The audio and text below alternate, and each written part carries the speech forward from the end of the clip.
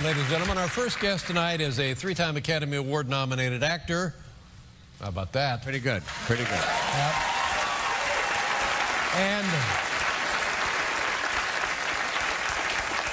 if you want some real non-robot fun at the movies this summer, non-zombie fun at the movies this summer, you should go see The Lone Ranger, starring Johnny Depp as Tonto. It opens July 3rd. Ladies and gentlemen, the one, the only Johnny Depp. Here we go.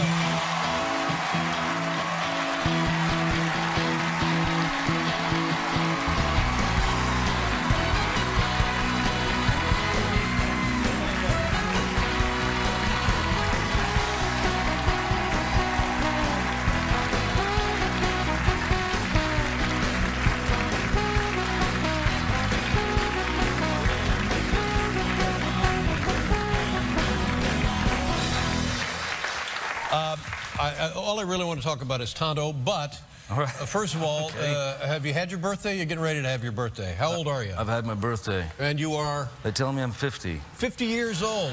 Yeah. Well, you look great, you look youthful, and more importantly, you look cool. Thank you. Thank you very much. And being 50... It's supposed to be a landmark, but having gone through that myself, it doesn't really mean anything, does it? Does it mean anything to you? Absolutely nothing, no. Yeah. No, it's just another decade gone by. Right. The only, maybe the thing that one can look forward to when you reach 50 is a future that's slightly more irresponsible. More irresponsible? More irresponsible. People will allow you that because you're older? Well, they accommodate the elderly at times, you know. No one say, you know, one day I'll be able to wear my pants up to here. Well. And it's okay. Yeah. Well, one day, what about today? I might as well start now. Yeah. Excuse me a minute. Now, other cultures revere old age. I'm not sure that applies here in the United States. You've been to Miami recently? Yeah. Everybody at my age has a story about, oh, Mom, what are we going to do? Oh, Dad, what are we going to do with Dad? And nobody really wants that project. It's sort of sad, isn't it? Well, keep them drunk. I would say. Keep the old folks drunk. Keep them loaded. Now, you talk about being more irresponsible as you grow older. Was there a time in your life when you were just crazily irresponsible? Yeah. When I was well, younger. Because I'm incredibly responsible now. No, sure. But when you say irresponsible, police involved? At times, yeah. I did meet a few policemen here and there, and I was given a tour of custody suites and such. Custody suites. Now, none of my business. Do you mind if I ask what the infraction was, the violation? One was I made a gaggle of paparazzi walk backwards down a London street with a plank of wood in my hand. Oh my God, Paul! Did you hear this? I'm shocked, Johnny. Oh, no, this is wonderful. He wouldn't do that. This is wonderful. He wouldn't do that. You took after him like a 2x4 and backed him off down an alley. Yeah, it was more like a 4x4. Oh, now I'm really shocked.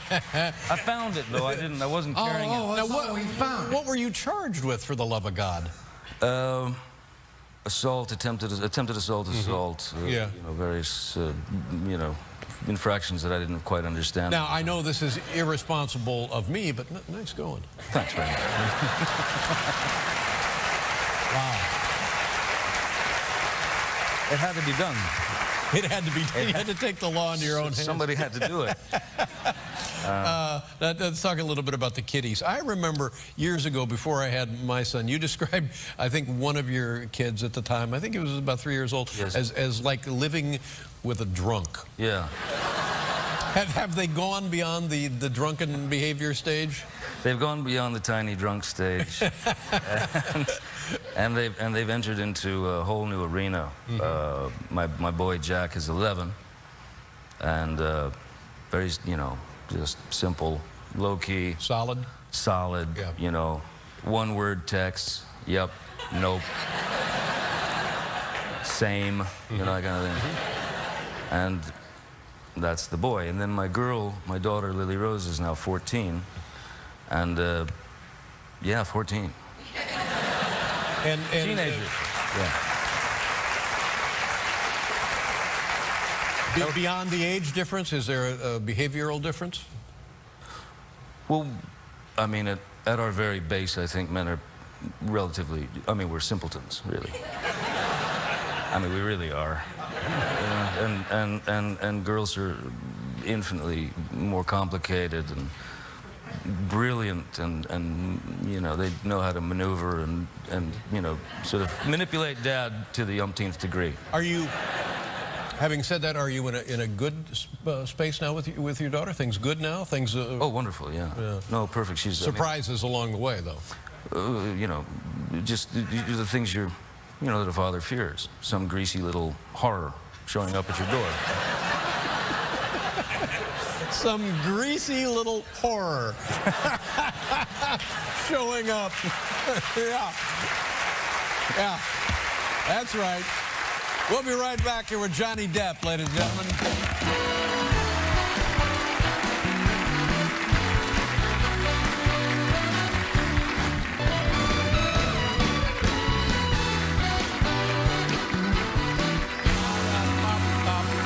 Depp, ladies and gentlemen.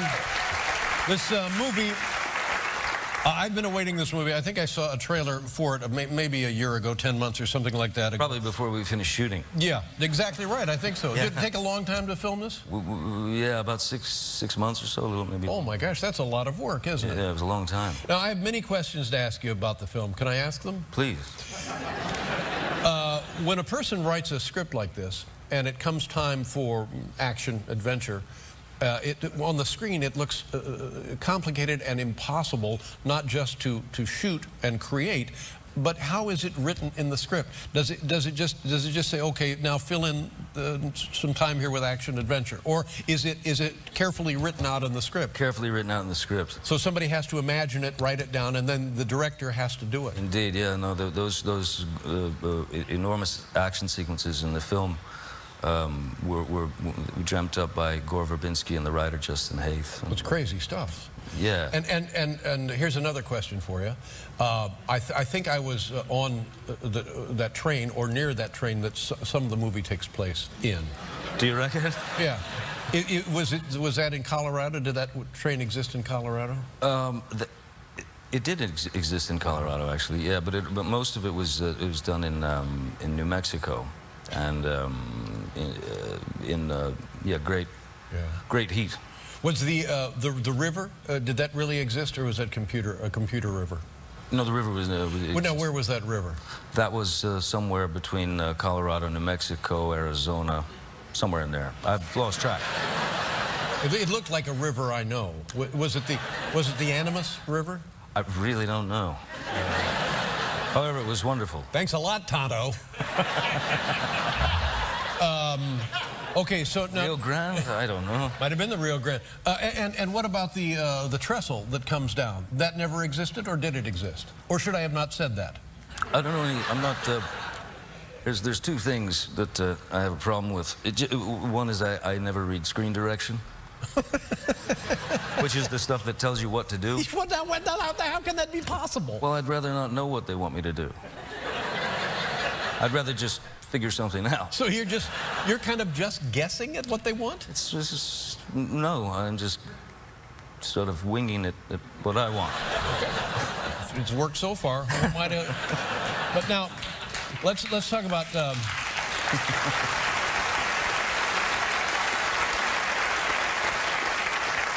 As beloved as the Lone Ranger is, there was always something not right about the part of Tonto, how he was portrayed.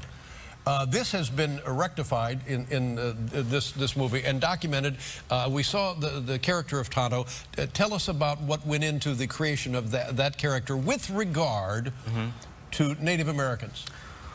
Well, I mean, ever since I was a kid, I mean, I was a very little kid watching, you know, the Lone Ranger series on TV, and always had a fascination with the series and loved Jay Silverheels. Loved the series, but I was always sort of perturbed somehow by the fact that Tonto was thought of as the sidekick. It just never... Kind of the errand guy, really. The errand boy. Yeah. It just didn't set well, you know. And so it's been something that I've felt very passionate about for a long time. And the idea that Native Americans have been misrepresented horribly throughout the history of cinema and television. So I thought it was a great opportunity to flip that cliche on its head and bring the respect and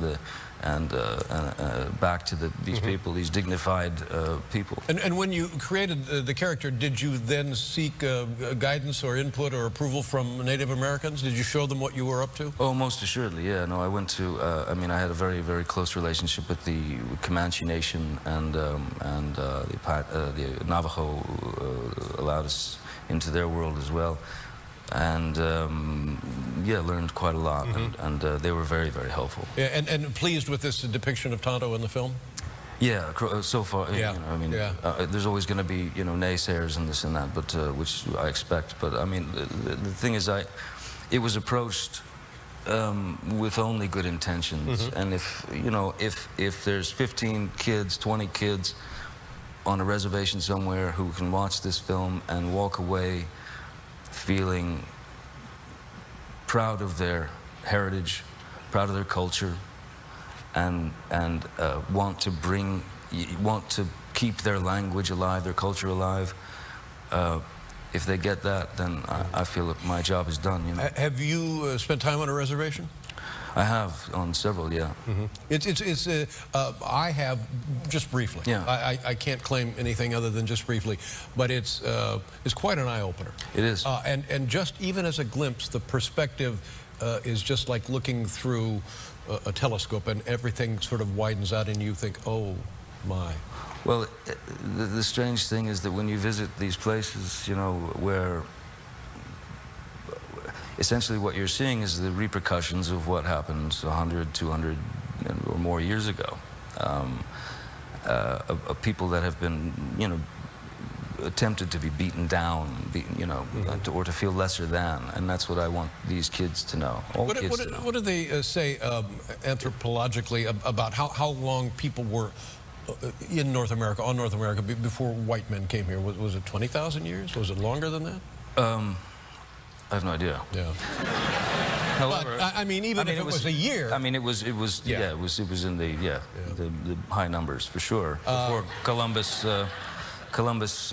came and made an enormous mistake, thought he'd hit India. Yeah. And decided to call the people Indians. Yeah. That's the whole thing right there. They didn't call themselves Indians, did they? No, they're the human beings. Yeah. That's right.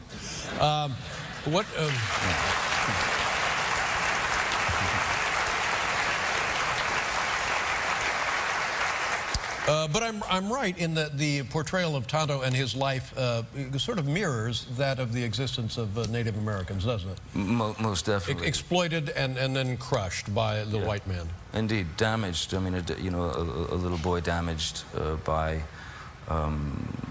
white man's greed. Yeah.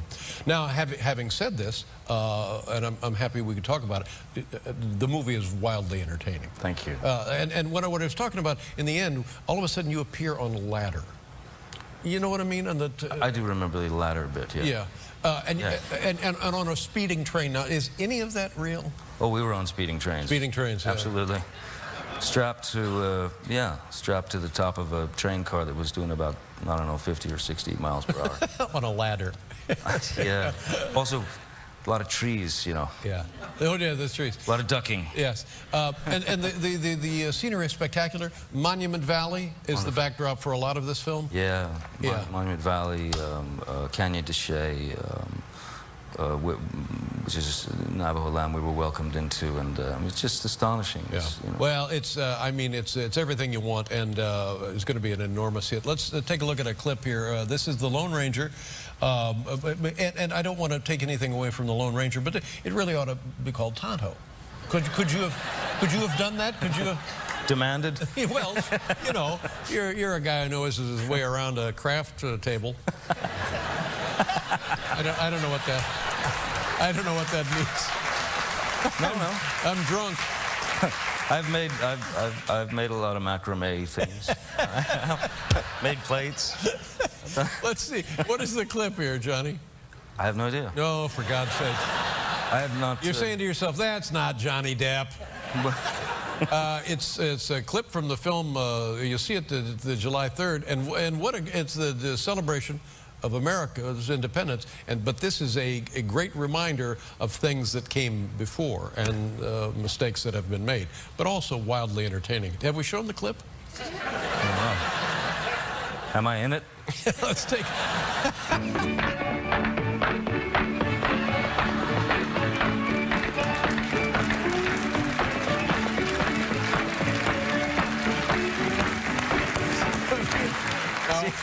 See, that's the kind of stuff I want to do. That's right. That's it. Now, just imagine that on the big screen. Big special effects, folks. A fat kid in chaps. There's nothing let's better. try it. Let's try it again. Here is the Lone Ranger. Wow. Wow. Now, did that happen?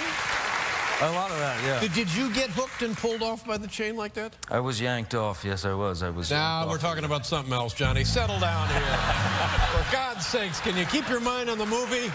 Every time I turn around. That clip you showed before. Yeah, I know. But God, it's a lot of fun. And I'm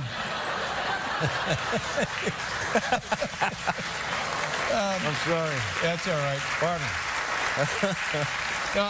This movie is so enormous. How does one know that one has everything one needs on film to make sense of this movie?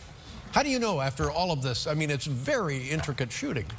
It is. I mean, you know, what you do, you go to work and you do your day, which could be anywhere from a 14 to 16-hour day, and then you realize, so you're working on the train sequence, the action sequence, for example, and you realize that, you take about 3 weeks of those 14 to 16-hour days, and it comprises about 17 seconds of screen time.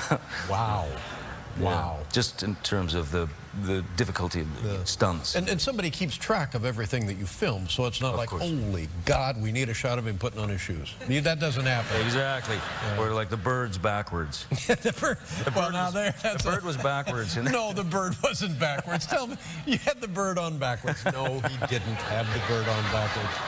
Well, do me a favor, go see this, and it'd mean a lot to Johnny as well. It's The Lone Ranger, really? July 3rd, ladies and gentlemen. Always a pleasure, my friend. Good to see you. Thank you. We'll be right back with Mark Maron, everybody.